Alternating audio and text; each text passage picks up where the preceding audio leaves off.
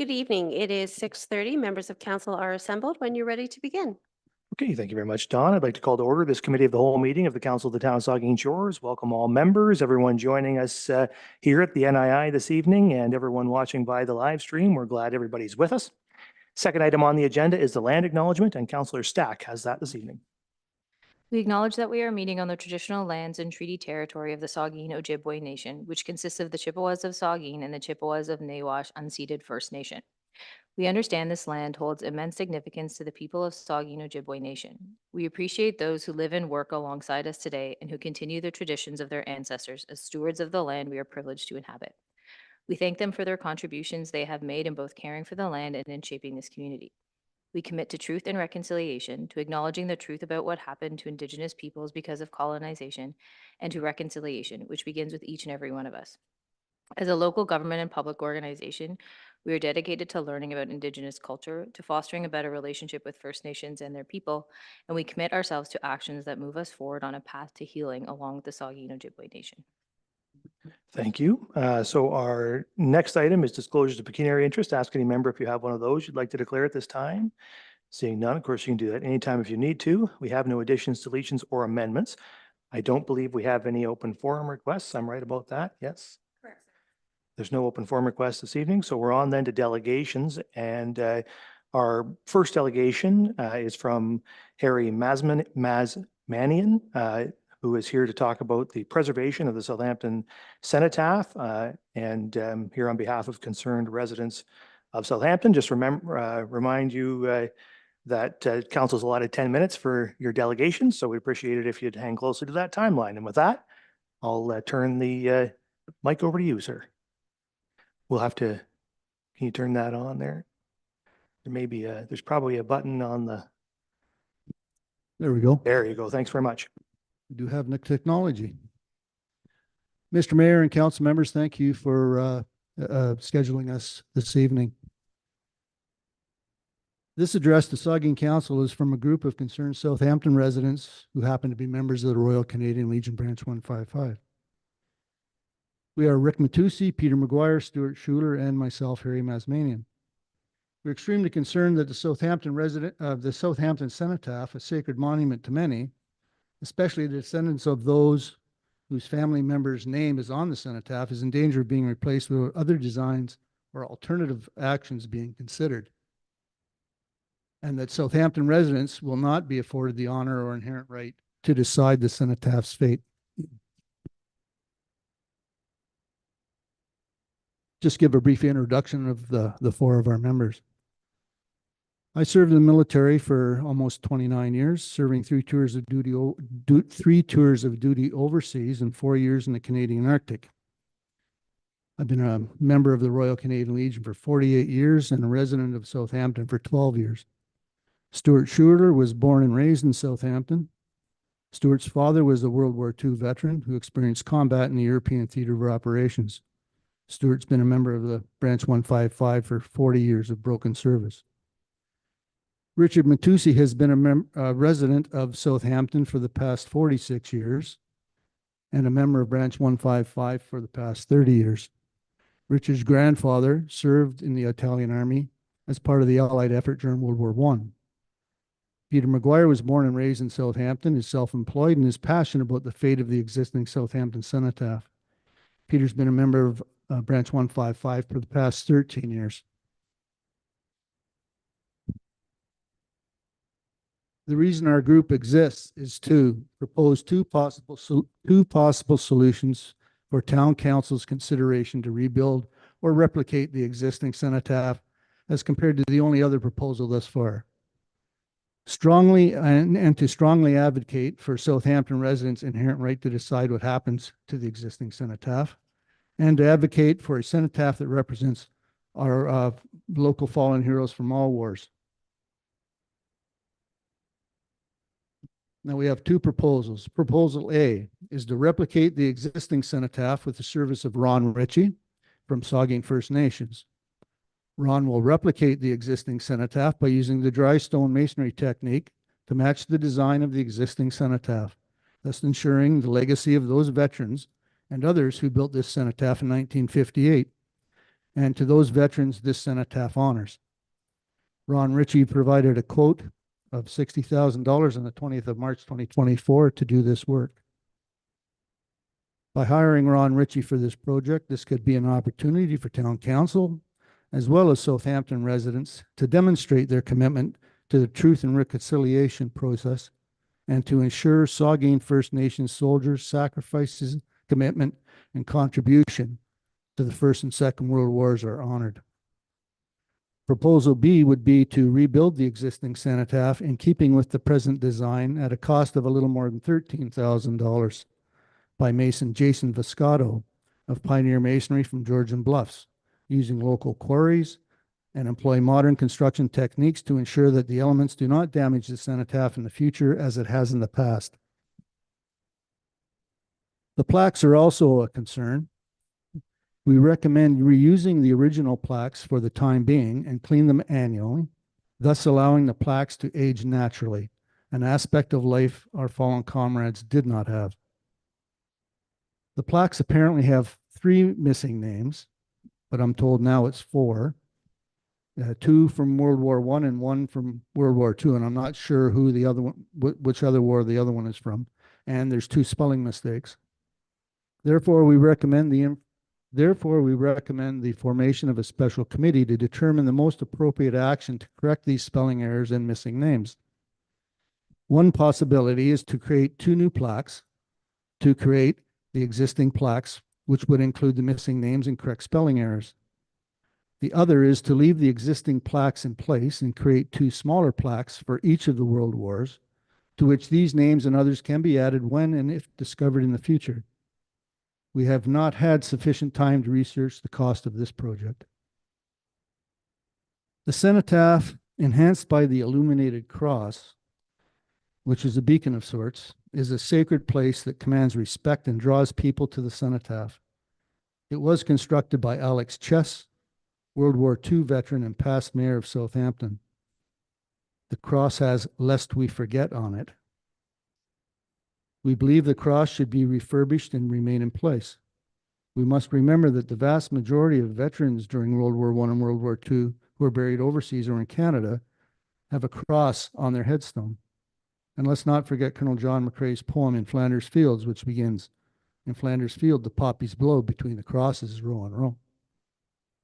This is a symbol most soldiers, sailors, and airmen identified with during World War I and II, and should remain to honor them. We should not allow political correctness to dictate the removal of this cross. In closing, we reiterate our objective, which is to propose 2 possible solutions for town council's consideration to replicate the existing cenotaph as compared to the only other proposal thus far, and to strongly advocate for Southampton residents' inherent right to decide what happens to the existing cenotaph, and to advocate for a cenotaph that represents our local fallen heroes from all wars, and remind council that Richard Matusi and I have written letters of concern previously, and to add to our objective, remind town council about the Out and About Southampton Facebook poll, in which 90% of people who voted want the existing cenotaph to be refurbished or replicated.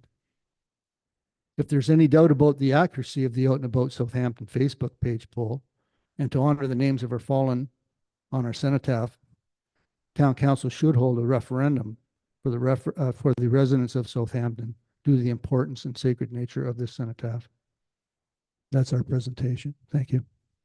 Thank you very much, Mr. Masmanian, and to the other folks in your group. I will turn it over to members of council for questions or comments. First, I just want to, just from a standpoint of context, I guess, a bit of process. As you rightly pointed out, we're currently working through a process as part of the broader High Street reconstruction project to update, repair, and enhance the Southampton cenotaph. And as part of that process, there's going to be a couple of public information centers coming up where yourselves and other members of the public can attend and offer their thoughts on, first,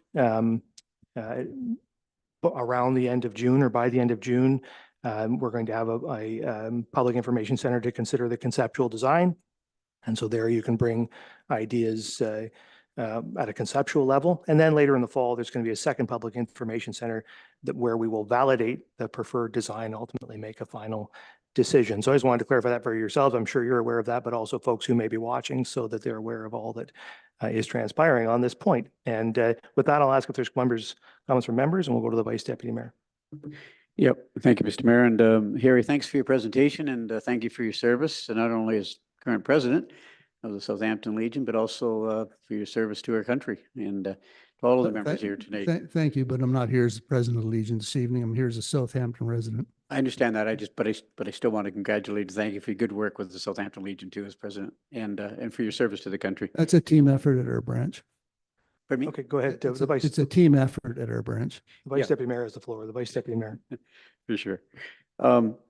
So here, I like some of your ideas. I have the distinct pleasure of honor of being chair of the Port Elgin Cenotaph Committee, and I've been on that committee now for 15 years, I think. And one of the ideas you had about the plaques for separate plaques for World War I and World War II, our committee just discussed that 2 weeks ago, actually, to updating the Port Elgin Cenotaph. And so if you get a chance sometime, go down to the town of Arthur, and maybe you've seen it, but they've got a wonderful cenotaph down there, and they have separate plaques for World War I and World War II.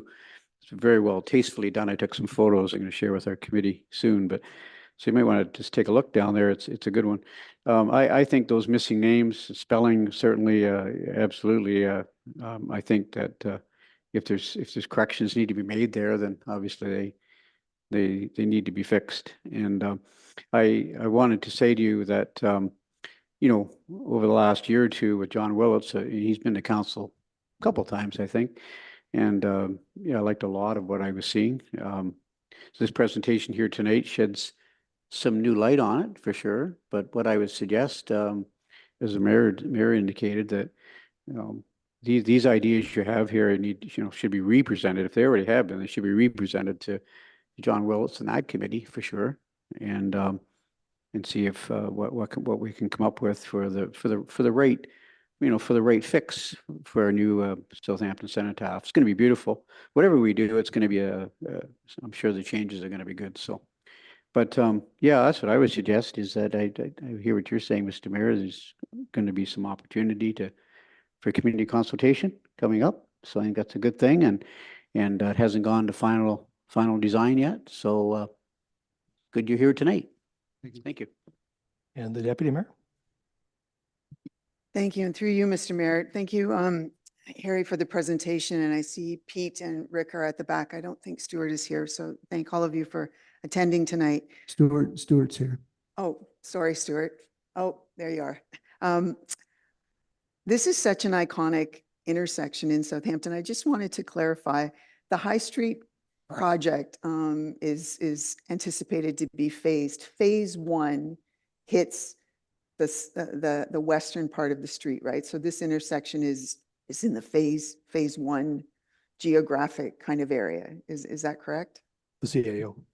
Through you, Mr. Mayor, Rules in the audience, our manager of engineering, and he's nodding. So my Okay. answer would be yes. Thank you. And I have an interest in us doing the intersection, that intersection really well, so that not only do we give a cenotaph that is in need of some TLC that attention and that refurbishment and rejuvenation, but we also deal with the area around it, because it is at certain times during the year a meeting place, and the cross does say, lest we forget the names there.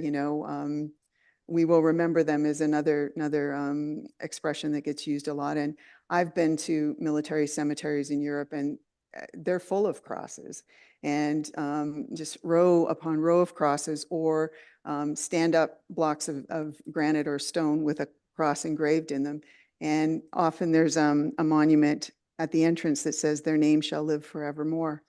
And I look forward to the public engagement situation, because we're going to have one chance to do a legacy project that hopefully will be around as long as the current cenotaph. And I think that it is important to hear from a number of directions and hopefully come up with something that will lend itself to a growing of civic pride because it's such an important intersection in our community. Thank you.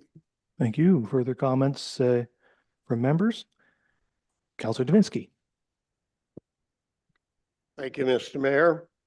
Harry, thank you. And to the others that have attended, thank you very much for being here. I know you come here as private citizens. You pointed that out, but you also pointed out that the four of you have 130 years of service to the Legion. And the bottom line is going to be the Legion is going to have to be on board with this as it should be. And I think that's one of the elephants in the room, Harry. Have you talked to Mr. Willits about this? Has he talked to you? Is there room for combining your talents to get this job done? I would answer that question in camera, if you don't mind. Well, that sort of answered it on a camera too, so. Well, I'd rather discuss that in private, if you want to discuss that any further. Well, I didn't expect that answer, but okay. I didn't expect that question either. Yeah. But it's But, there. but yes, I would be willing to talk to Mr. Willits. Yes, anytime, anywhere. Okay. Because people know of the difference between your group and the other group. I'm of the understanding that Mr. Willits's group has the support of the Legion. Yes. So I don't know where to go with this. I would like to think that both sides, because I think you have some good ideas in your presentation, and I think Mr. Willits does too. And as was just said, we get one shot at this, and if we don't do it right, then we'll be lost forever, if you will. Well, that decision is in council's hands, correct? No, We're not not necessarily. going to have a debate here. So Councillor Davinsky, you have the floor, and so go ahead, Councillor Davinsky. Okay.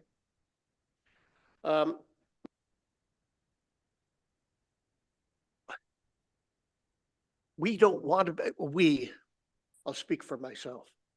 I certainly don't want to be put in the middle of this one side versus the other side. I don't think there's any other group that's going to come forward with ideas. It's going to be you two. And that's where we have to come up with a good solution. And maybe the public meetings will certainly help. But I think both sides need to be open to discuss this for the betterment of the community. And right now, I'm a little concerned that it's he said. And I don't want that. Personally, myself, I want to see us move ahead and have the best darn cenotaph that we can in Saugeen Shores. So, Harry, I think those meetings have to take place, or those discussions, however you want to talk about it, whether it's an entire group or whether it's you and John, I don't know. But that would be up to you to decide. And Mr. Mayor, I hope we can move forward on this and kick the elephant out of the room. Thank you, sir. Okay, thank you. The Deputy Mayor. Thank you. And through you again, I would like to know, we've hired an engineering firm as a consultant on the High Street project, and the RFP included a number of elements associated with infrastructure and ideas and planning, and the cenotaph was, rejuvenation was in there too. Can we expect something soon coming to council that would be some indication of the results of some of their work? Because they have been, doing work on the street. I'm assuming that, as engineering firms would do, that they are doing some background work and some research and that sort of thing. Like, would that happen before or after the public meeting? Because I think that they're a third player in this, that they will have expertise about, what's possible there and what's gone on in other places, and certainly how things could work to the best advantage in terms of people, vehicles, events, and monuments. So are we going to receive something ahead of the public meeting, or would that come afterwards? Thank you. I think what we'll do is we'll ask staff to send out to council a bit of a primer on what how that process is going to go, when we're going to get reports, and as in relation to the public information centers. So we'll get you that information after tonight's meeting. Okay. Are there further comments? I think I don't see. I just want to say thanks again for coming in this evening. And as I said, we have these public information centers coming up. I really think that's the best place, as you're here this evening as citizens of Southampton, and all citizens of our community are invited to those public information centers to offer their thoughts on what we're doing at the Cenotaph and on High Street in general. And your thoughts and your ideas are really welcome. And we're eager to hear them and hopefully incorporate those thoughts into a broader plan. I think Councillor Dubinsky is right.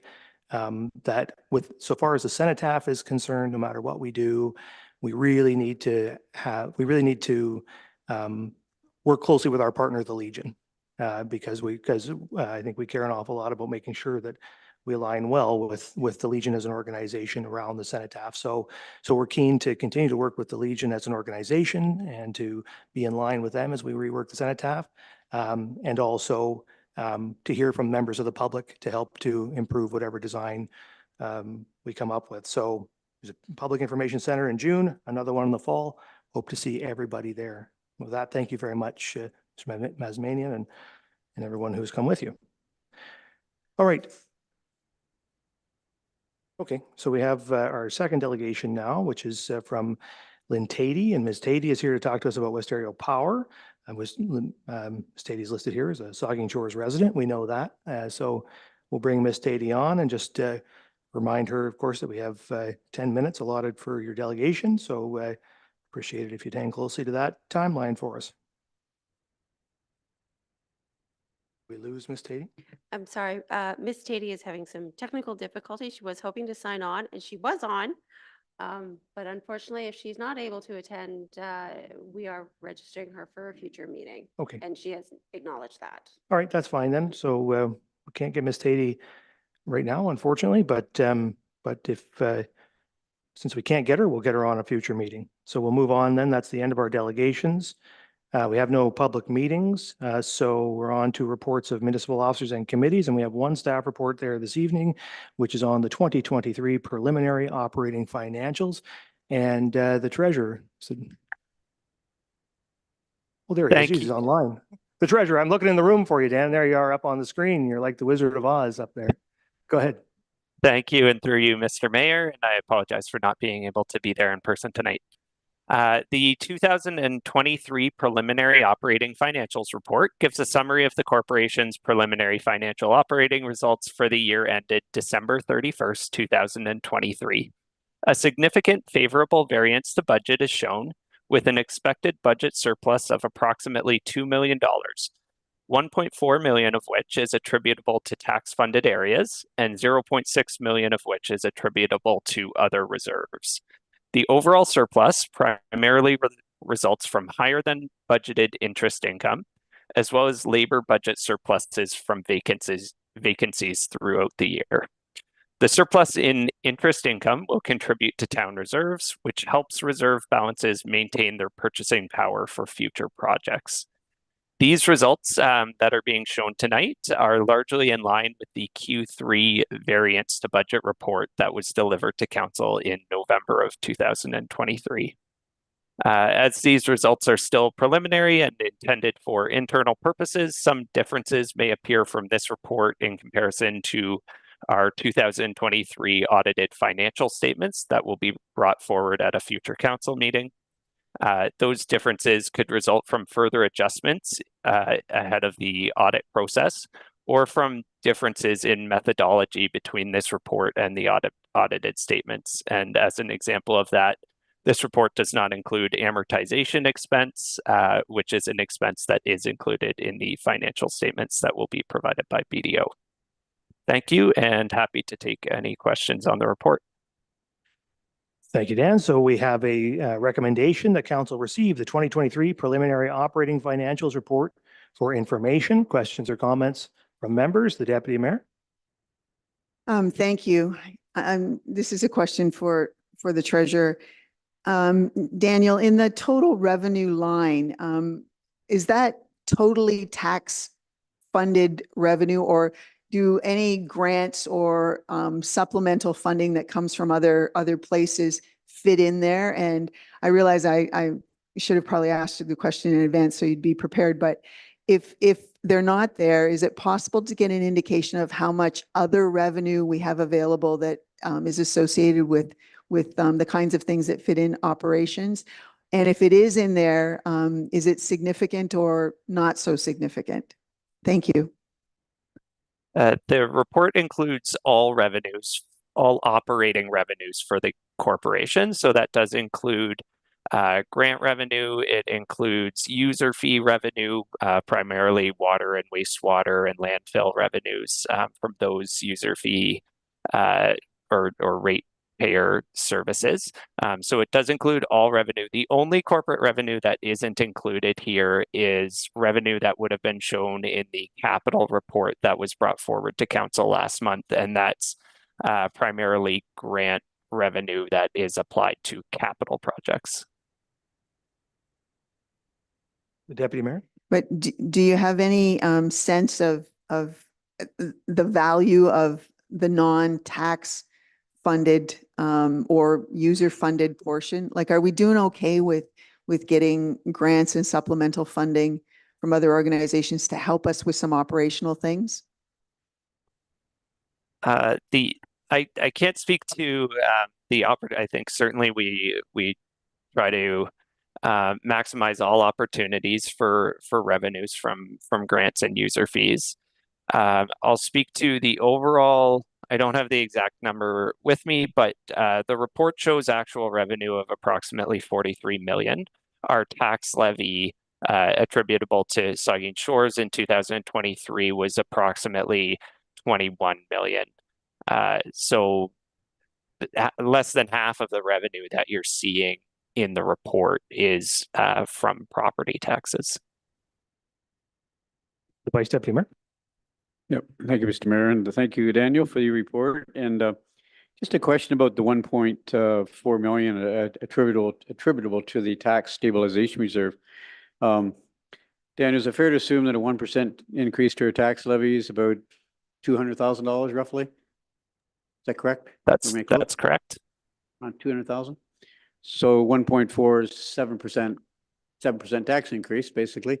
Do the math on that. So this augurs well for our 2025 budget, I guess, with 1.4 million going into the tax stabilization reserves. That's what I'm reading. That's where it went. That's where it will be going once everything is finalized for the year. Yeah.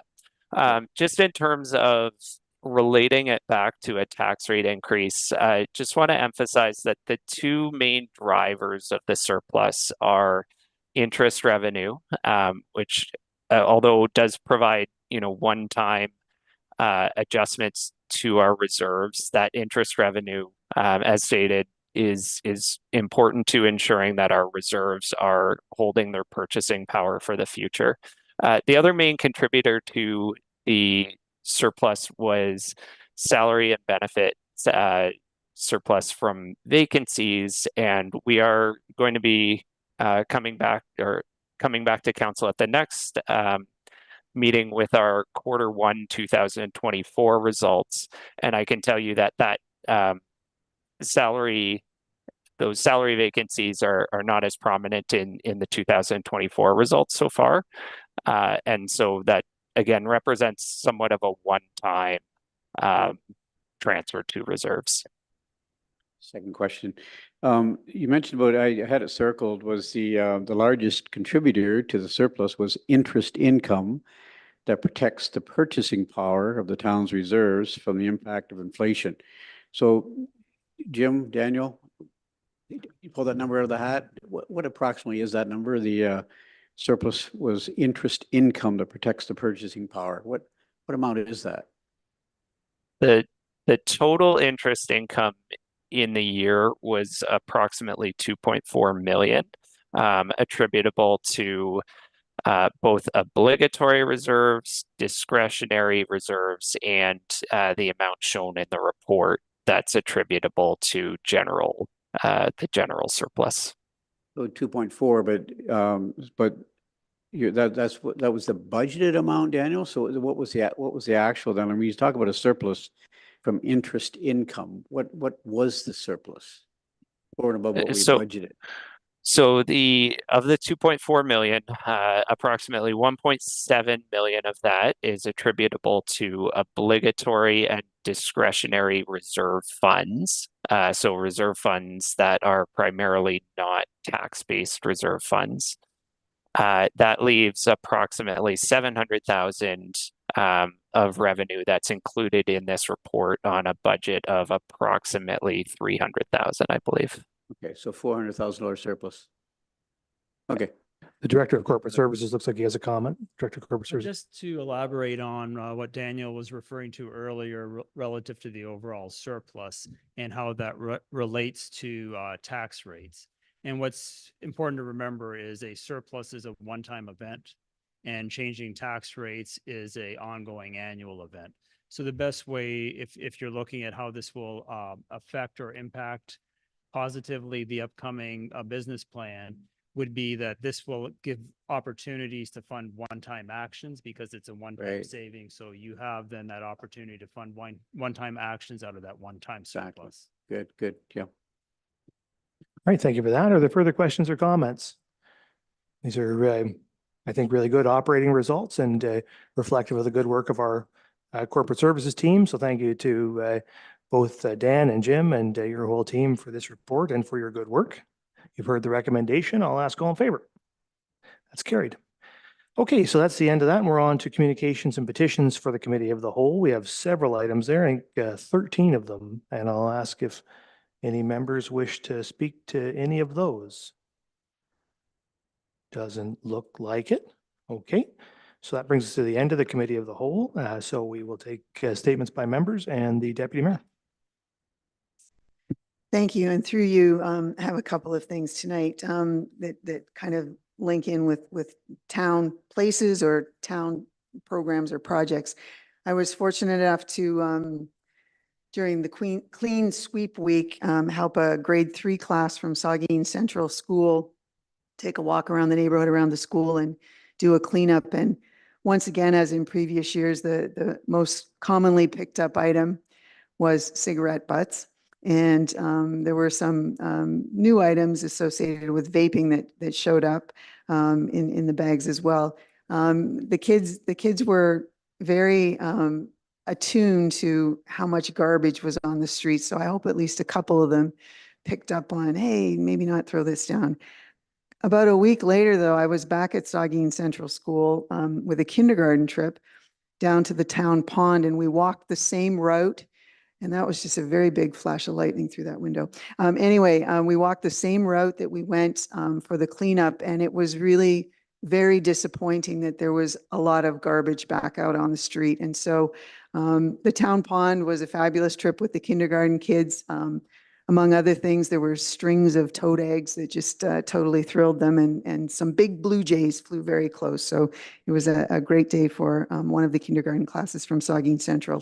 So that's a wonderful place. If you've never been there, take a walk and check it out.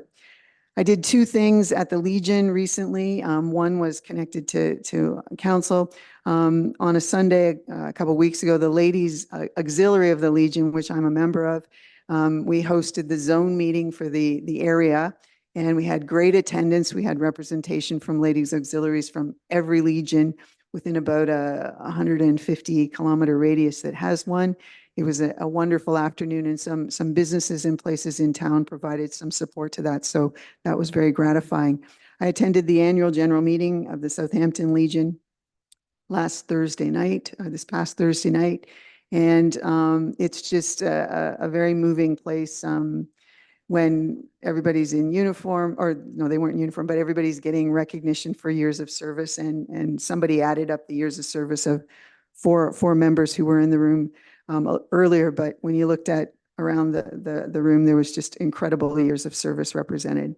Another event that I went to this week, actually on behalf of the mayor, was the Special Olympics annual banquet, which was Friday night at the Port Elgin United Church. And Special Olympians are wonderful people, and that's just an amazing group to be connected to. And they presented me, because the town, and me on behalf of the town, they presented me with this wonderful little scroll that hopefully will find a place. It says, proud supporter of Saugeen Shore Special Olympics Ontario. And at the bottom it says, let me win, but if I cannot win, let me be brave in the attempt. And they were very grateful for our presentation. I said a few words and encouraged them, because on this coming Thursday, Special Olympians will be at the police, which is my last event. There's a police event on Thursday night behind the police station from 3 o'clock till 6 o'clock that members of the public are invited to. It's in celebration of Police Week, sorry.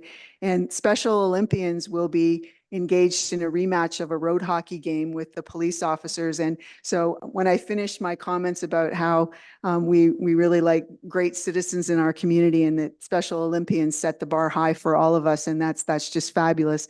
I did say that I hope that they won the road hockey match, and they just stood up and cheered on that. So I hope it happens. Anyway, 3 till 6 on Thursday. Anybody, and I invite council and staff to come over to the police station. There will be a barbecue and some other activities. And if you happen to be watching and you have a kid who's thinking about, what to do after high school, today I found out that Georgian College will have representation there from their Police Foundations program. And the theme of Police Week this year is about recruitment and careers in policing. So that's a nice match there too. And there will be police vehicles and some displays. The town is participating with some bike safety stuff too. And the button maker will be there. And it'll be a fun event, 3 to 6 on Thursday. Thank you, Mr. Mayor. Very good. Thank you. The Vice Deputy Mayor. Thank you, Mr. Mayor. I just wanted to acknowledge an achievement locally. Doug Court was the co-founder of the Port Elgin Pumpkin Fest. And he won an international award in Belgium, which is pretty cool. And he was sanctioned way off. He earned the inaugural Grower of the Year award by having the highest combined weight of 3 field pumpkins that he showed at 3 separate sanctioned weigh-offs. So he was the first-time winner, international in Belgium. And so thank you, or congratulations, I should say, to Doug Court. Job well done. And co-founder of Pumpkin Fest, of course. We all, most of us know Doug. I want to put a plug in for an event coming up. My wife Jean works very hard on this. I don't think it's really a conflict. There's no pecuniary interest. I don't make any money off of this. But it's just, it's the Southport Horticultural Society are hosting their annual plant sale. And I want to give people the date in our community. It's Saturday, May the 25th. And it's really a good event because, and I know our deputy mayor, I should say, our deputy mayor has been involved with this event for a lot of years, done a great job. And so Jean's chairing that, my wife's chairing that committee this year, but I'm mentioning that because they're looking for plants to be donated for that event. And if you want to donate plants to the Southport Horticultural Society plant sale, the drop-off is at the Boathouse in Southampton on Friday, May the 24th from 1 to 3. And they'd like to see as many donations as they can. They're really coming in nicely. Our backyard is filled with probably 2 trailer fulls of of plants. So it's going to be a good sale. The other thing I want to mention too, something new this year. It's good with the South Port Horticultural Society with their 25th anniversary for the town. This group is encouraging residents to paint their homes, their gardens blue and orange. Paint meaning plant flowers, and not going to find too many blue ones, right, Diane? But you know, just as close as you can get. And they have a site, the Southport Horticulture Society have a website, so go online and check that out, and try and get out and get some plants purchased and plant your garden. Not a contest; it's just really pride more than anything, to show that it's their 25th anniversary and do something good for our community. So anyway, just want to give that event a plug. It's Saturday, May 25th, from 9 to noon at the Boathouse in Southampton. Great, thank you. Councillor Grace. Thank you. Thank you, Mr. Mayor. I've got two items tonight. One is following up on the Earth Day activities. April 20th, I went out with the Southampton Residents Association. Boy, I don't think it's been a more miserable day. We went through sleet and wind and, you know, we're cleaning up the Southampton beach. But there was a good hearty contingent of folks that came out to work in that and did a good job. And I know the same thing was happening around town with many other groups, the Rail Trail group, and then there was work on the Port Elgin beach. So I want to thank everybody who participated that and the organizers of that and our town staff who supported those efforts ahead of time organizationally and providing materials and pickup afterwards. I also wanted to congratulate the Law Club mock trial teams from Saugeen Shores from the high school. They participated in two events over the last couple of weeks. One was sort of a practice round with members of the Owen Sound High School mock trial team on April 30th in Owen Sound. And then last Thursday, the team participated in the Southwestern Ontario Regional Tournament in London. Although the team won its two trials in the morning, it didn't get enough points to make it into the afternoon round. But the quotation from the deputy mayor about winning and being brave, these students demonstrated incredible professionalism and great teamwork and very careful, meticulous preparation. And it showed, and I was really proud to be involved in the program. Thanks. That's great. Thank you. Councillor Davinsky. Thank you, Mr. Mayor. A couple of things. This morning, I attended the Saugeen Shores Community Toolkit Forum at Westlinks, and we had a robust discussion from a BIA standpoint about what we can do to entice local residents to take part in some of the activities that we have planned. How are we going to bring in those from outside the area? And that was a two-parter, because it's those that can drive here and then drive home and take part. And then there's those that would be further afield and would have to stay, which we would like as well. In any event, it was chaired by Amanda Monahan, did a great job. And boy, you wouldn't believe the ideas. Like, once you sit down and start writing ideas on sticky notes, look out. And we're going to get a final report on that in the weeks ahead. And also last Wednesday, a tip of the hat to our CAO, Caravan Mile, who spoke to the Canadian Federation of University Women and did a a state of the town address, if you will. And professional all the way, lots of good information. If you get a chance to see that presentation, you should try to take it in somewhere. I don't know where else it will show up, but a lot of great information. Actually, I think the thing is on our website, is it not? Not yet? No? Okay. Well, it's a great thing to see. Hopefully it will be on our website in some shape or form. And I enjoyed both. Thank you. We're currently working on scheduling a tour for Kara. She'll go on a road show and you can buy tickets at Ticketmaster. Councillor Mayette. Yes, thank you, Mr. Mayor. A couple of things. The deputy mayor mentioned the kids on tour. Well, it's this time of year when they go on their field trips. And so we've been busy at the fish hatchery, taking kids, kindergarten kids, grade 1 kids on tours. And in fact, we had 2 groups that raised their own salmon in their school hatcheries, one in Terra Elementary School and Saugeen Central Elementary School that were down.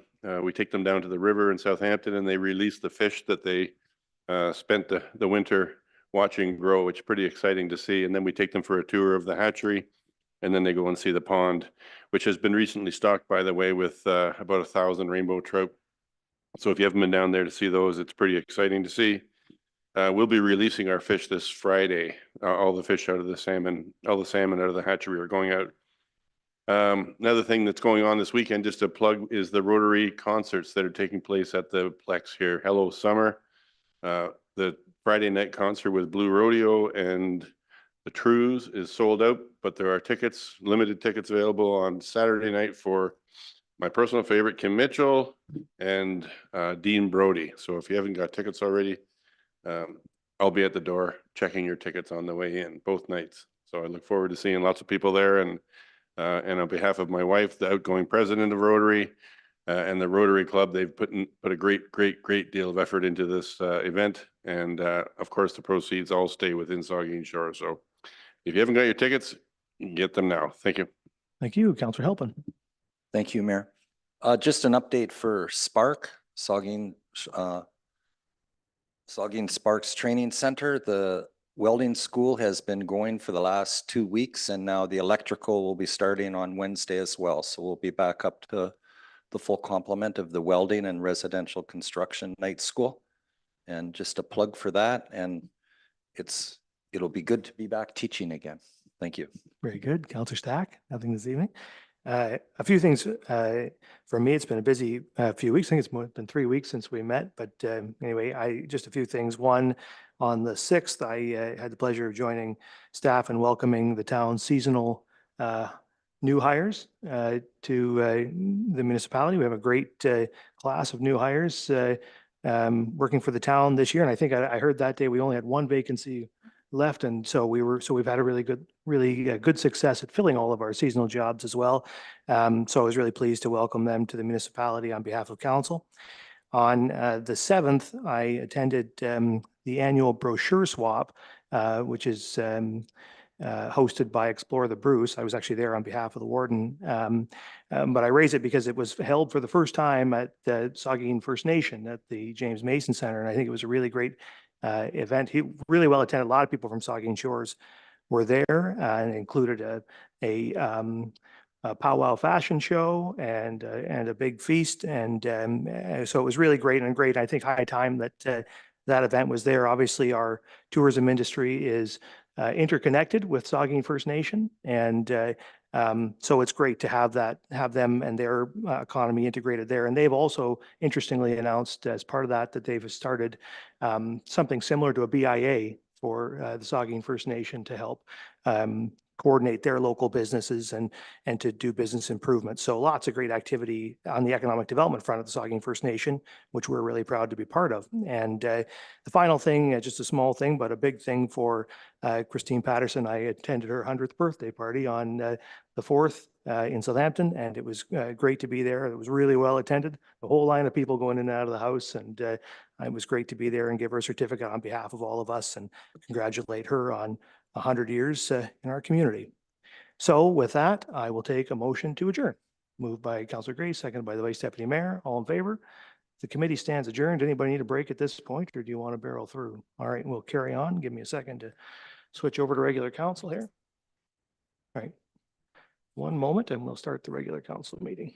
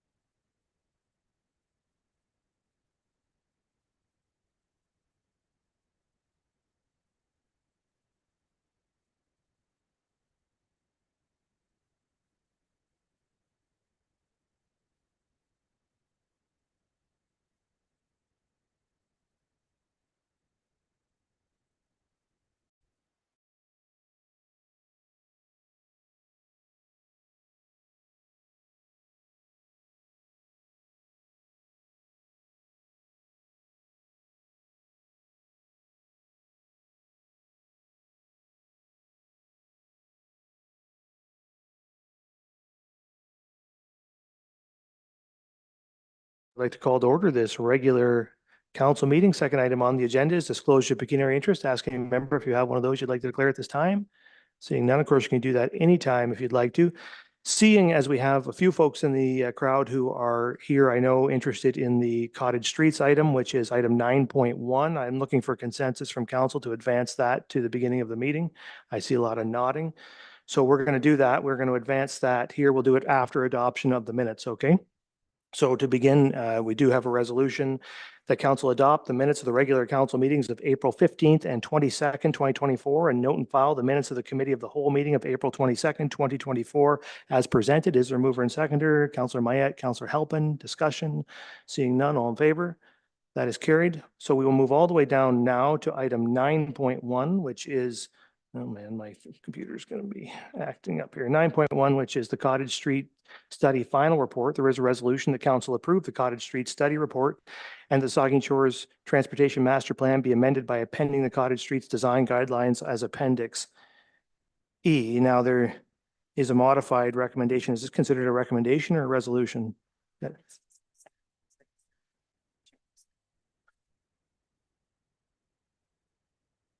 So that's an amendment. That would be considered as amendment. So can I get, first and foremost, can I get a mover and seconder for the resolution I just read? The Deputy Mayor, Councillor Grace. Before you, there is a recommendation from staff for a amendment to the resolution. So I'm just going to read that here so everybody has it. It is that council approved the Cottage Street Study Report with the following changes. 1, page 5, subsection 22.2, add quote, pedestrians where no sidewalk or trail exists in the boulevard and, end quote. 2, page 7, table 2.1, under item, add quote, per definition in the Ontario Traffic Manual, book 15, pedestrian crossings treatments, end quote. 3, page 7, table 2.1, under criteria, delete and replace with quote, in boulevard as a sidewalk or multi-use trail on one side of the road only or shared on road, end quote. 4, page 15, subsection 3.1, A, in step 1, add quote, in consultation with neighborhood residents, end quote. B, in step 5, add quote, in consultation with neighborhood residents, end quote. C, below figure 3.1, add quote, if the desired width is equal to or less than the available right-of-way, proceed with preliminary and detailed design process, end quote. 5, add an illustration below figure 2.4 of a typical cross-section showing a green infrastructure design with ditch and culvert with a reference to 2.7 green infrastructure. 6, add a cross-section illustration showing ditches after figure 2.5. The Saugeen Shores Transportation Master Plan be amended by appending Cottage Streets Design Guidelines as Appendix E. So we're going to consider that as an amendment. Is there a mover and seconder for the amendment? Moved by Councillor Gray, seconded by Councillor Halpin. Any discussion to the amendment? Councillor Grace. Yes, thank you, staff, for being able to accommodate those changes so quickly. I know that some people had asked also about an addition to the list of cottage streets. It's not in this amendment, but I think it's useful information because it's, been added, but I wanted to draw attention to the streets and lanes that were added. It's just a short list. Is it okay for me to read it? Okay, so Mitchell Lane in Port Elgin, Island Street in Southampton, Thompson Lane in Southampton, and Palmerston between Huron and the lake, and Lansdowne between Huron and the lake. Okay, thank you. Any other questions or comments to the amendment? I don't see any, so I'll ask all in favor of the amendment. That's carried. So we're now considering the main question as amended. Is there any questions or comments to the resolution? Councillor Halpin, and then Grace. Thank you, Mayor, and through you. I think, thanks to Councillor Grace for coming up with the Cottage Street study idea, but I just want to say that I feel like staff, like Mark and Rural, have just gone above and beyond with this. I think you've done a really good job. I know there's lots of emails about it. This council listened, the staff listened, and thank you for your excellent work on this. Yep. Councillor Grace, and then the Vice Deputy Mayor. Thank you, Mr. Mayor, and thank you, Bud, for those comments. I agree.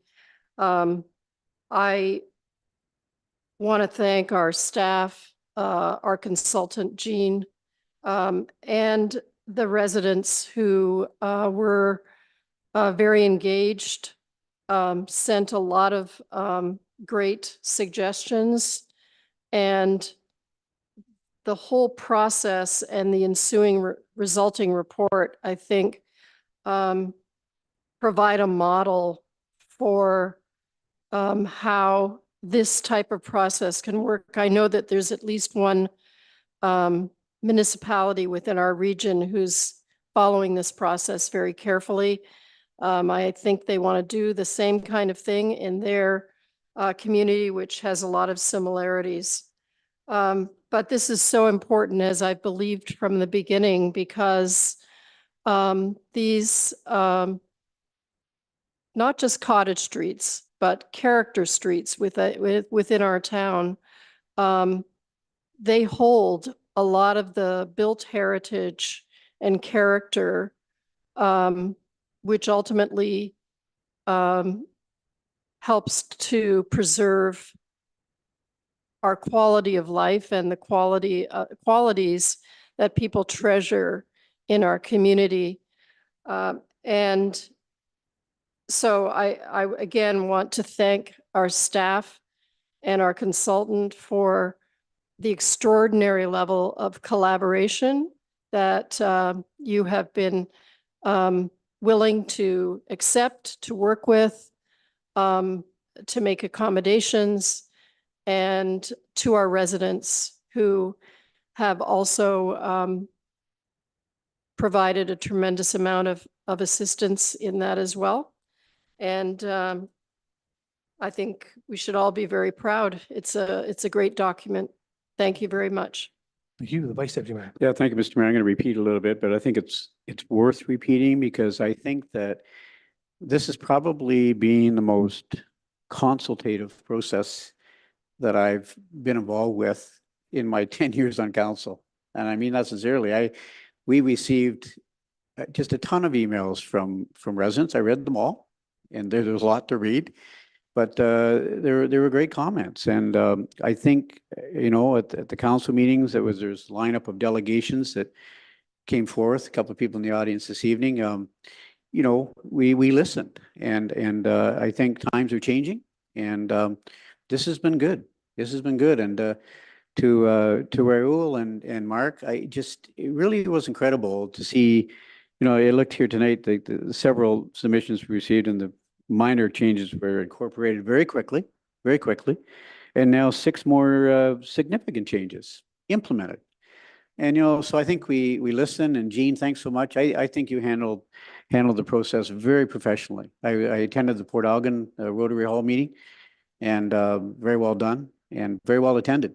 And I just want to pass on my accolades to Mark Rayo, Jean, and members of the community for making, allowing this process to work, because I think this is the way it should work. And we've proven, as Councilor Grace mentioned, a model. Other communities now looking at what we've done. And so it's been great. And I just want to thank everyone for their input and for the quickness of changes. Thanks. Very good. The Deputy Mayor. Thank you. And through you, two things. I want to recognize that staff also, with one of the first opportunities to get messaging out to a neighborhood, they were quick to respond when I'm sure I'm not the only member of council who perhaps asked questions about alternative ways of communicating with residents who may or may not have a cottage open at the point in time when they were out there. And I appreciate that there was a quick reaction to that. And I know some emails were generated that went to people who perhaps were not here to receive something left at their property. So thank you for that. I did want to ask a question though. This modified recommendation that we received, and we just got it tonight. So I only saw it just before the regular council meeting started. It's very specific about page numbers, but these page numbers don't actually match the page numbers in the report that we have. So if they're supposed to refer to the Cottage Street Study Final Consultant Report, like, I just was quickly bouncing around, and number 4 on the list about subsection 3.1 says page 15. Well, subsection 3.1 is on page 14, and it doesn't even mention step 5, and there's no figure there. So are we perhaps a little bit limited by being so specific with the way that this is represented here, with including page numbers, which maybe don't actually match the page numbers in the report? I'm just wanting to make sure we don't get into a difficulty later on. Thank you. Yeah, I don't think we have too much trouble there if there are variances, because we're referencing both the pages and the subsections or the tables. So if there happens to be a variance between that, I think it's clear which subsections we're referring to. So I think I think that the question answers itself and isn't a major issue, but certainly take direction from council, the Deputy Mayor. Well, then could I ask for someone to, in particular, and the one I focused in on was number 4 on the list. 3.1, the title there is Rationale and Approach. And A on our modified recommendation says in step 1, and the first paragraph starts with the first step. However, then number B says in step 5, there's absolutely no reference there to step 5. So where would someone go to match what we're talking about for step 5? So I just, it's, and I appreciate it, and I very much agree with in consultation with neighborhood residents. However, just want to make sure that things match up. We'll just turn it over to our consultant. He can answer that question. Thank you, Mr. Mayor, and through you to the Deputy Mayor. There That's is an okay. appendix to the report that's numbered separately from the main report, because the appendix document is intended to be a standalone once this process is done. So it has its own numbering system, which if you refer to that appendix in the report, those numbers do match. Okay. Hopefully that clarifies. I see the Deputy Mayor and CEO looking at it now, but that's certainly satisfactory to me. Thanks very much. Are there further comments or questions from members? Councillor Davinsky. I don't know how many people are watching, but just so we can help them, I guess through you to Rahul or whoever. It's very confusing to have the same numbers used. Are we saying we're putting in culverts on all the cottage streets? I'll turn that over to the consultant, Jean. Thank you, Mr. Mayor, and through you to the councillor. No. What we've tried to accommodate is a degree of flexibility so that in general, you would look at whatever the best solution is for the street. So whether that's curb and in some cases, it might be curb and storm sewers, depending on the specific environment, the amount of right of way, if there are existing drainage concerns in the area.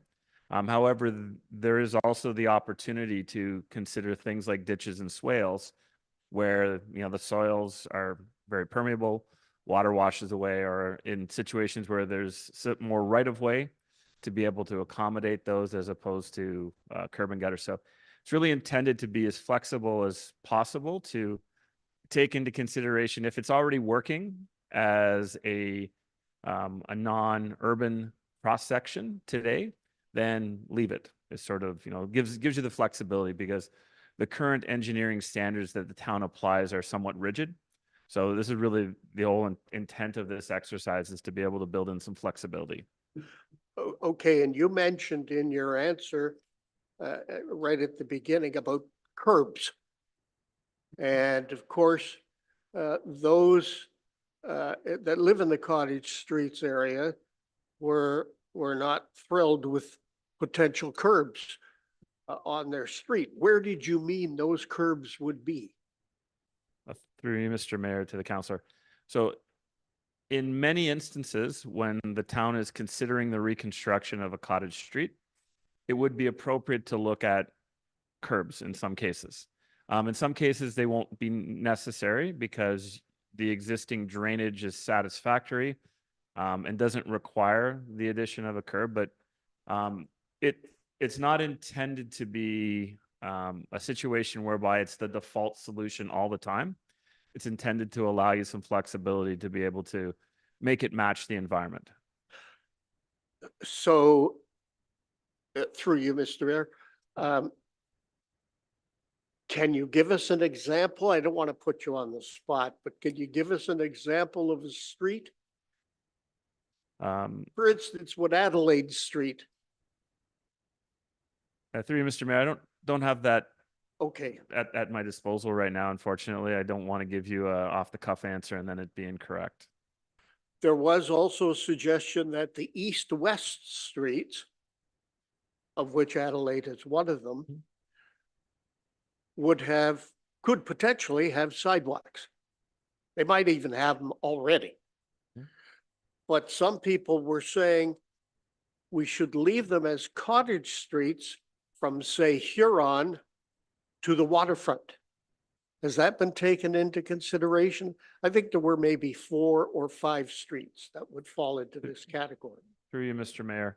So that's probably been the biggest evolution in the document since it was last presented to council in April, is the idea that sidewalk is not a default solution.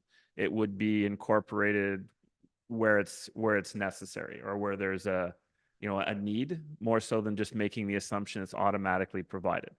So there's some recommendations in the guidelines, a bit of a process to allow the municipality to decide where it would be appropriate to put a sidewalk in a reconstruction project. There may be certain locations where it is appropriate.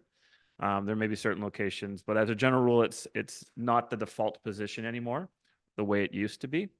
But there also is regard for, there was some input from the town's accessibility advisory committee and the importance of making sure that you also consider accessibility as part of the exercise. So we've tried to bring all of those varying different viewpoints and just basically try to use some, for lack of a better term, common sense in terms of looking at what's appropriate to put in, whether it's appropriate to put in sidewalk or not.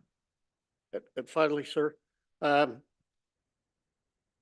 laneways, the dirt laneways and so on, are those going to remain dirt roadways but improved? Because I went through all the streets and those laneways are pretty bumpy, but is there any plan in this to pave those laneways or leave them as is? Through you, Mr. Mayor. That'll be a decision that the town makes over time in terms of its capital programming, making the decision as to which roads need to be reconstructed. So at this point in time, the document doesn't profess that, you know, it's going to be this road this year, this road the next year. It really is a decision as the town evolves through the process of its capital programming, that if one of those roads does come about as a result of, you know, maybe there needs to be underground services, maybe there is an existing issue that needs to be addressed, then when it comes time to look at the reconstruction of it, the guidelines will provide you a process or a methodology to work through the design of that lane, road, whatever it might be, as long as it's under public ownership. Thank you very much. Okay, the Deputy Mayor. Thank you. I'd like to suggest a friendly amendment to the friendly amendment. Just for clarity, the first sentence of the modified recommendation reads the way it reads right now, that council approved the Cottage Street study report with the following changes. I would like to add with the following changes to Appendix A, Cottage Street's design guidelines.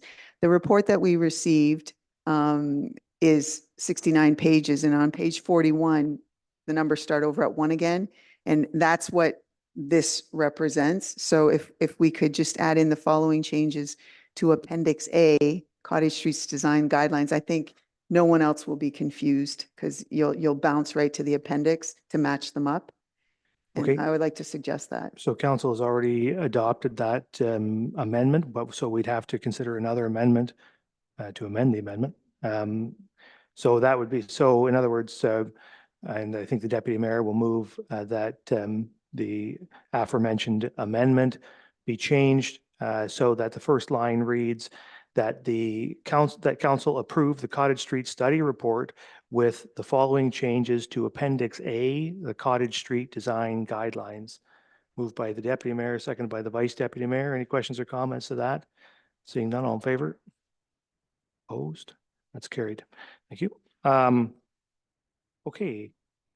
So yeah, I just want to chime in to say that, you know, I really think this is an outstanding piece of work. We have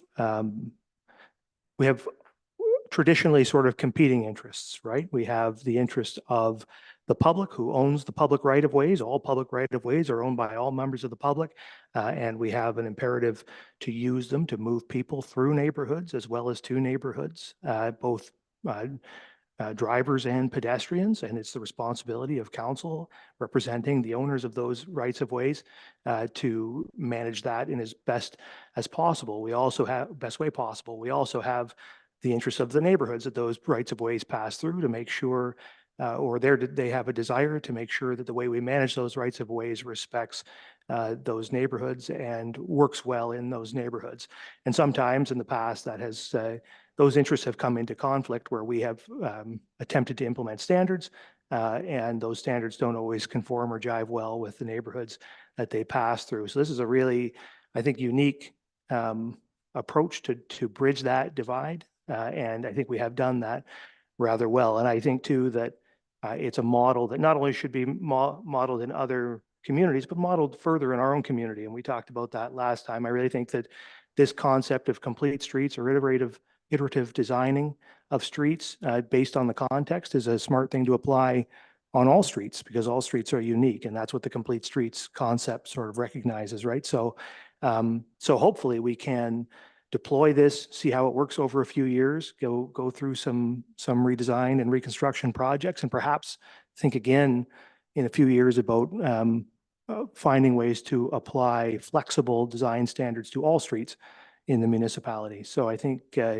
lots of opportunity is all that is to say, lots more opportunity for us to do more with this. And of course, Mark and Rahul and Jean, you know, give yourselves a pat on the back. You guys have put together a really great process here. You were changing this thing right up to about 5 minutes before the meeting started. And that's just a reflective of your dedication and your willingness to serve the public, which you do extremely well. So thank you for that. And with that, you've heard the recommendation as amended. So I'll ask all in favor. That is carried. Okay, so we're going to double back to the beginning here, which, sorry, give me a second here. Dear. Okay, So we have no public meeting. We're moving on now to close to public. We have a resolution. So we're looking to council move into a closed public session regarding matters in accordance with the Municipal Act. First item is negotiations and discussions for an agreement relative to the Shipley Trail. And the second item is discussions on a matter relative to litigation or potential litigation and advice subject to solicitor-client privilege on a confidential matter. And the recommendation is that council move into a closed to public session in accordance with the Municipal Act 2001, Section 2392 as follows. E, litigation or potential litigation, including matters before administrative tribunals affecting the municipality or local board. F, advice that is subject to solicitor-client privilege, including communications necessary for that purpose. And K, a position plan, procedure, criteria, or instruction to be applied to any negotiations carried on or to be carried on by or on behalf of the municipality or local board. Is there a mover and seconder? Yes, the deputy mayor, the vice deputy mayor, all in favor? That is carried, and council will move into closed.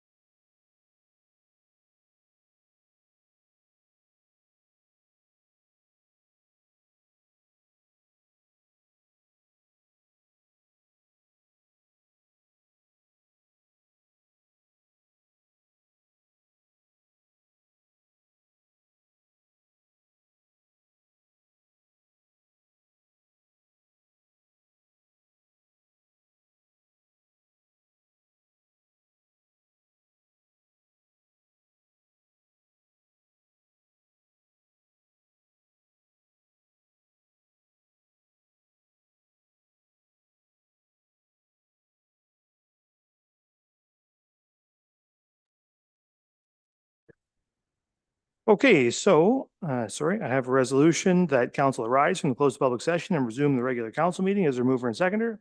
Moved by Grace, seconded by anybody, the Vice Deputy Mayor, all in favor? Thank you. We're back in open session. I will report that council received information on negotiations and discussions for an agreement relative to the Shipley Trail and received information with regard to discussions on a matter relative to litigation or potential litigation and advice subject to solicitor-client privilege on a confidential matter. So now we're moving on to report of the Committee of the Whole. There is a resolution there that, one, that the Railway Street, Highway 21 and McNabb Street intersection control study report be received for information. Two, the council receive the 2023 Port Elgin and Southampton annual sewage treatment and collection system performance reports for information. Three, the council adopt an updated bylaw to prohibit and regulate the discharge of any guns or other firearms within the settlement boundary of the town of Saugeen Shores. Four, the council endorse the town of Saugeen Shores membership as a regional collaborative partner in the Southwest Ontario Isotope Coalition, and the council refer the request to striking committee to recommend the town's appointments to the SOIC. Is there a mover and seconder? Moved by Halpin, seconded by Mayette. Any questions or comments? Seeing none, then all in favor? That's carried. All right, so next is a second report of the Committee of the Whole regarding the Municipality of Brighton ride-sharing resolution. The resolution is the council endorse the Municipality of Brighton's resolution that supports the migration of ride-share regulations and licensing from the municipal level to the provincial level, and that the town of Saugeen Shores formally requests the Government of Ontario to initiate the transfer of responsibilities in the interest of creating a more coherent and standardized regulatory framework for ride-sharing services across the province, and that a copy of this resolution be circulated to Premier Doug Ford, Minister of Transportation, Honorable Prammeet Sakaria, the Minister of Municipal Affairs and Housing, Honorable Paul Calandra, MPP Lisa Thompson, Association of Municipalities of Ontario, and the Municipalities of Bruce County. Is there a mover and seconder? Moved by the Deputy Mayor, seconded by Councillor Grace. Questions or comments? Seeing none, all in favor? That's carried. Next is fourth Committee of the Whole report regarding the township. No, the third one regarding the Municipality of Tweed's Enbridge Gas Incorporated resolution. It's resolved that council endorse the Municipality of Tweed's resolution to support a measured approach to Ontario's energy transition, and the town of Saugeen Shores recognizes that there may not be enough electricity available to replace the energy provided by natural gas and meet the increased demand from electrification, and that natural gas must continue to play an integral role in meeting the energy needs of Ontario. And the town of Saugeen Shores supports the work of Government of Ontario has done to date, including the natural gas expansion program and electrification and energy transition panels call for a clear policy on the role of natural gas to secure access to affordable energy, and that this resolution be circulated to Premier Doug Ford, Minister of Energy Honorable Todd Smith, MPP Lisa Thompson, the Association of Municipalities of Ontario, and Enbridge Gas Municipal Affairs. Is there a mover and seconder? Moved by the Vice Deputy Mayor, seconded by the Deputy Mayor. Questions or comments? Councillor Help. Thank you, Mayor, and through you. I guess I'm going to support this, but I just want to say that natural gas right now, if it is cheaper for someone to put in an electrical air-to-air heat pump than it is to put in an appliance to burn gas to heat your house. So, you know, we're flogging a dead horse, and I think what's going to happen here is the free market economy is going to eliminate natural gas, not government regulation. It's just cheaper now to heat with electricity than it is with gas. Just my comments. Thank you. Yeah, thank you. Councillor Mayette. Hey, Mr. Mayor, and through you, I agree. Whenever we talk about our carbon footprints or our greenhouse gas emissions and the efforts that we make in our community to plant trees and all the things that we do to help the environment, we continually overlook the impact of heating our homes with natural gas because it's cheap and because it's convenient. And I think there should be a strategy to get off natural gas. So for that reason, I will not be supporting this. Okay, further questions or comments? The Deputy Mayor. Thank you, and through you, both my colleagues, Councillor Halpin and Councillor Mayette, bring up good points. Convenient and cheap is one thing. Natural gas is, in many ways, in the event of a power failure, a reliable way to keep some heat and other things operational in your house. So in an area that, I know climate change is making it warmer here, but certainly winter can be very cold here, and natural gas serves a purpose until until people do convert over and some reliability sort of improves in the grid associated with electricity. I will be supporting this. Thank you. Yeah, I think it's important just to be clear that the resolution is to support a measured approach to the energy transition. And what is meant by that is the OEB decision with regard to the Enbridge application was not measured. It was essentially to saying it's going to end and front end all that cost on each home that's built. In the case of the EPCOR project in South Bruce, that would mean an additional $6,500 in cost to every home built that connects to natural gas. That's not very measured, and it has a direct impact on people's ability to afford homes. So we're not saying don't transition off natural gas. I think everybody understands that that's something that's going to happen. It's just a question of how we do that and how much cost we impose on each household in the process. So I support the resolution on those grounds. Those are my views anyway. Are there further questions or comments? Seeing none, then all in favor? And opposed? That's carried. Okay. So the fourth item is committee of the whole report regarding the Township of Greater Madawaska resolution, and that is resolved that council endorse the Township of Greater Madawaska's resolution that supports the work of the Association of Ontario Road Supervisors to develop a municipal equipment operator course, and the town of Saugeen Shores calls on the province of Ontario's Minister of Labour, Training, Immigration, and Skilled Trades to fully fund the municipal equipment operator course in 2024 through the Skills Development Fund, and that a copy of this resolution be circulated to Premier Doug Ford, Minister of Labour, Training, Immigration, Skilled Development, Honorable David Piccini, MPP Lisa Thompson, and the Association of Ontario Road Supervisors and the municipalities in Bruce County as amended. Is there a mover and seconder? Moved by Grace, seconded by Mayette. Any questions on this one? Seeing none, then all in favor? It's carried. The next one is Committee of the Whole report regarding the Township of Amaranth resolution. It's resolved that council endorse the Township of Amaranth resolution that calls on the province of Ontario to treat all municipalities fairly and provide equivalent representative operational budget funding amounts to all Ontario municipalities, and that a copy of this resolution be circulated to Premier Doug Ford, Minister of Municipal Affairs and Housing, the Honorable Paul Calandra, MP Ben Lobb, MPP Lisa Thompson, and the Association of Municipalities of Ontario. Is there a mover and seconder? Moved by Davinsky, second by the Deputy Mayor. Questions or comments? Seeing none, all in favor? That's carried. All right, next, then we're on to reports of municipal offices and committees, and we've already handled 9.1, so we're on to 9.2, which is a staff report on landlord consent request regarding Bruce Telecom lease. And there's a resolution that council adopt a bylaw authorizing the execution of the landlord consent related to the Bruce Telecom lease. Is there a mover and seconder for that? Moved by the Vice Deputy Mayor, seconded by Councillor Stack. Any questions or comments to that one? Seeing none, then all in favor? It's carried. The next one is a staff report on the social athletics of Saugeen Shores Beach Volleyball lease agreement. The resolution is that council pass a bylaw to authorize a one-year lease agreement with 2402918 Ontario Incorporated, care of Robert Fawcett, social athletics of Saugeen Shores for beach volleyball at the Port Elgin Main Beach. Is there a mover and seconder? Moved by Halpin, seconded by Stack. Questions or comments to this one, the Deputy Mayor? Thank you. Normally, when we're asked to pass a bylaw, we receive a copy of the bylaw. Will that show up at a later date? No, it's here. It's item 3 under bylaws, bylaw 36. Oh, down below. 2024. Yeah, okay. I knew that. Yeah, it's a bit Thank of you. a change. Any further comments on the staff report? Seeing none, then all in favor? That's carried. And the final one is a staff report regarding a road opening and road naming request. There's a resolution that council adopt a bylaw to open Kovac Lane. Is there a mover and seconder? Moved by the Vice Deputy Mayor, seconded by Councillor Halpin. Questions or comments? The Deputy Mayor? Thank you. I will be voting against this. I believe that we have policies in place related to the naming of so many aspects of institutions, situations, places, buildings in Saugeen Shores.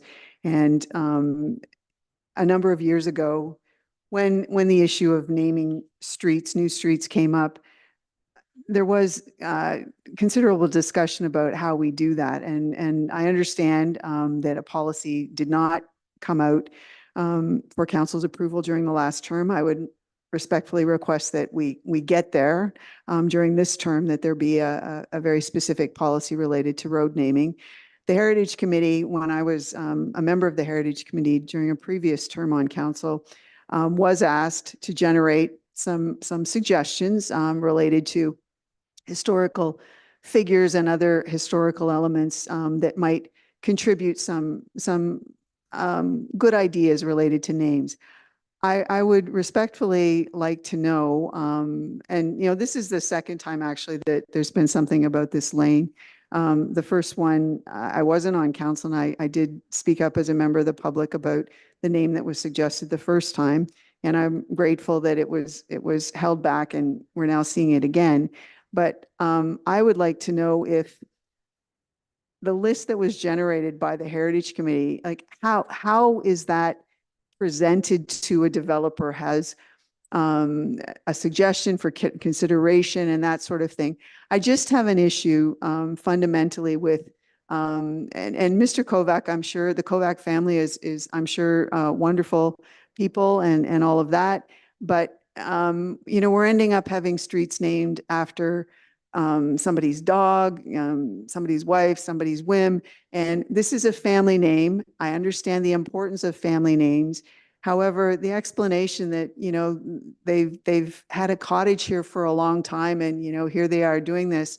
I just think that there's a much better way that we basically stamp streets in our town with names. And so I would like to know if any consideration was given to any of the historical reference names that were provided, and some of them have direct impact to that particular area of Southampton. And how is this vetted? Who sort of follows through and tries to at least take into account some of that. And I would respectfully ask that we get to a policy about this because I think we're going to have a few more streets. There's still some land to be developed, and we have some solid names in the community. But certainly, there's good ways to recognize some historical elements, or potentially some elements that really reflect a place. And this land that's being talked about has Kovac Lane. It was originally, I believe, part of the Spence track, and Spence Street runs right beside this laneway or road comes off Spence. But it also, was owned by the McMillan family for a long time, and that kind of thing. So it's just, I just don't see that we just name a street just because somebody happens to be building a couple of houses there, which a couple of those lots, I believe, are up for sale. So, it's not as if they're going to live on the whole street, and it's only halfway through. So I will be voting against this, but I do hope we get a policy during this term. And if I don't know if the road's not open yet, if we can wait until we have a policy, perhaps then Kovac Lane will rise to the top of the list. But without a policy, in my opinion, this is a vanity name, and I don't think that that's the best way to name streets in our town. Thank you. Does the clerk have any comments? There's a couple of questions in there. Thank you, through you, Mayor Charbonneau. So unfortunately, no, I don't know the process by which the names are presented to the developers, but I'm sure we can get that answer for council. This was the name that was brought forward to me to suggest to council, which is why is the name that was brought onto the report. Whether or not they were presented with alternative names, I am uncertain. That would be something that we can provide back to council. I do agree with the idea of having a policy. The future year's business plan, it may be something council wishes to consider and provide direction to council. Or wait, no, council provide direction to staff for future years' business plans. Certainly something worth considering. But there is a list, a heritage list right now, as the deputy mayor references, yes? From the Heritage Committee of names? It isn't something that I was Or maybe aware of. maybe the but, CAO has the answer, the thank CAO. you. Yeah, thank you. Through you, Mr. Mayor, just in anticipation of tonight's question, I did speak to the manager of development and planning. And I can't speak specifically what happened with this process, but typically when we see naming, it's through a plan of subdivision, like a broader subdivision where we're seeing a number of new roads come forward. There is a list that the Heritage Committee put together in 2022. I don't think it's been updated since that time. When we see it happen in a subdivision, that list is provided to the developer. They go through that list, but they also propose their own names. So we see that when subdivisions come forward and council approves those names in that plan of subdivision. This one's a bit smaller in scale. I'm not entirely certain what process went through with that with the list. I can't answer that for you tonight. But I can offer that through those plans of subdivisions and how we see road naming come forward. We do see both a combination of that historic list reference, but also names put forward by the developer specifically. We just note as an option for council, you could refer this back to staff and ask for recommendations from the heritage list for council to consider. So that's an option that you have rather than defeating it. You could refer it back and look and get more information on potential names. That's an option. Councillor Halpin. Thank you, Mayor, and through you. Can we approve the road, but not the name today? The CAO. Thank you. Through you, Mr. Mayor. I'm thinking, my brain is, I believe, I'm looking to my Director of Development Services. I don't see there any reason why we can't open a road without a name. But we're going to run into an issue when it comes to street addressing. So it would have to be timely because we'll run into 911 issues and Yeah, that piece. it's not the kind of thing you want to do on the fly. If Yeah. you're uncomfortable with it, I would refer it back to staff and get another report. It's 2 weeks. And we could resolve the thing in a clearer way rather than try to guess now. The deputy mayor, do you have a follow-up? Sorry, Councillor. The deputy mayor? Perhaps for clarification, I believe this road was required for the creation of 3 lots. I see that the chief building officers at the back at 3 lots. I believe only 1 is currently being constructed on. So vacant lots, they're up for sale. 2 of them, I believe, and vacant lots don't have street addresses until they're built on. But I think we're talking about 3 lots. The road only goes approximately halfway between Morpeth and Spence. It's not open all the way through. So it's a bit of a cul-de-sac. It's been constructed. Thank you. Yep, Councillor Halpin. Thank you, Mayor, and through you. Could we amend this motion then to send it back to staff for name consideration, or how could we proceed? All we need is a motion to refer the matter to staff. Councillor I'll Halpin. make a motion to refer the matter to staff. Is there a seconder for that? Councillor Grace? Any discussion on the motion to refer? Seeing none, then all in favor? That's carried. Okay, so now we're on to bylaws, and there are 4 bylaws. Does anyone wish to have any of the bylaws considered individually? Senior request. Sorry, you're right. So there's only 4. Bylaw 37, 2024 will not be considered this evening. We will take that one off the list because that's with regard to this road naming. So 3 items, 3 bylaws there, and I'll read it then. The resolution is that bylaws 34, 2024, 35, 2024, and 36, 2024 are hereby read a first, second, and third time and finally passed and sealed this 13th day of May, 2024. Is there a mover and seconder? Moved by the Vice Deputy Mayor, seconded by Councillor Halpin. Questions or comments? Seeing none, then all in favor? That is carried. With the confirmatory bylaw, it's resolved that bylaw 38, bylaw 38, 2024, being a bylaw to confirm the proceedings of the Council of the Town of Saugeen Shores, is hereby read a first, second, and third time and finally passed and sealed this 13th day of May, 2024. Is there a mover and seconder? Moved by the Deputy Mayor, seconded by Councillor Halpin. All in favor? That is carried. And finally, there's a resolution that this regular council meeting of May 13th, 2024 hereby adjourns at 9:20 p.m. Is there a mover and seconder? Moved by the Vice Deputy Mayor, seconded by Davinsky. All in favor? Council stands adjourned. Have a good evening, everybody.